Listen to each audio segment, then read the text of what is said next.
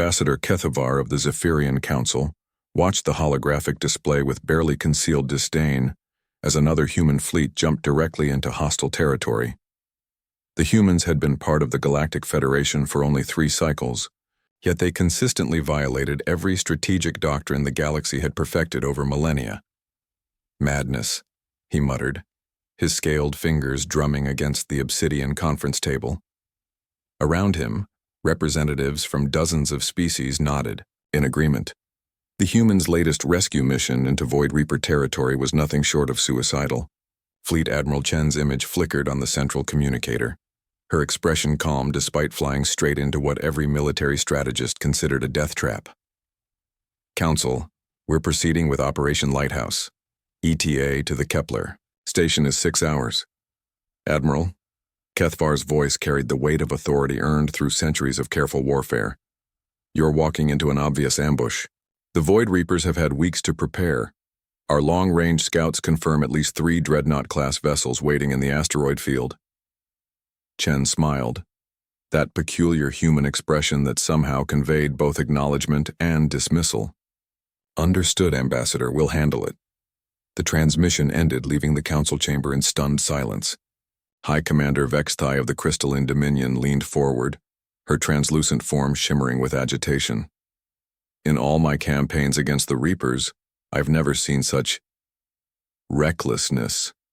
Do they not understand the concept of tactical withdrawal? What the council didn't know was that Admiral Chen's seemingly impulsive charge was the culmination of a strategy that had been generations in the making. On the bridge of the UES Prometheus, Chen stood surrounded by displays showing not just the immediate tactical situation, but a web of interconnected operations spanning half the galaxy. While the aliens had focused on the obvious fleet movements, humanity had been weaving something far more complex. Admiral, the Reaper ships are moving to intercept, just as predicted, reported Commander Singh. Operation Lighthouse is proceeding according to the Henderson Doctrine.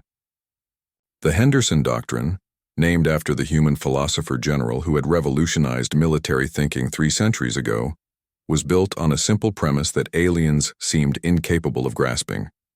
Sometimes the most direct path to victory required appearing to court disaster. As Chen's fleet entered the asteroid field, the Void Reapers sprung their trap. 3 massive dreadnoughts emerged from behind carefully positioned asteroids, their weapons charging with lethal intent.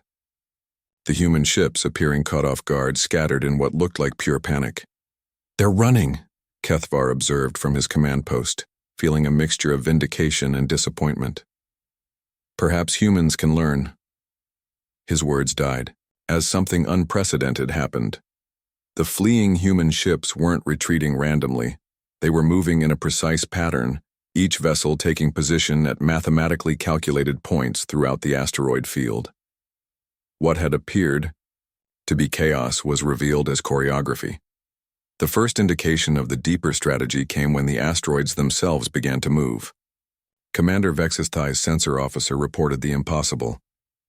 "Ma'am, the asteroids, they're not asteroids, they're humans, hundreds of them." The rocks that the Void Reapers had used for cover were revealed to be camouflaged human ships that had been placed weeks earlier. But more than that, they were mining vessels that had been hollowing out real asteroids, turning the entire field into a 3-dimensional maze of hidden passages and ambush points. Admiral Chen's voice echoed across all frequencies. "Light them up."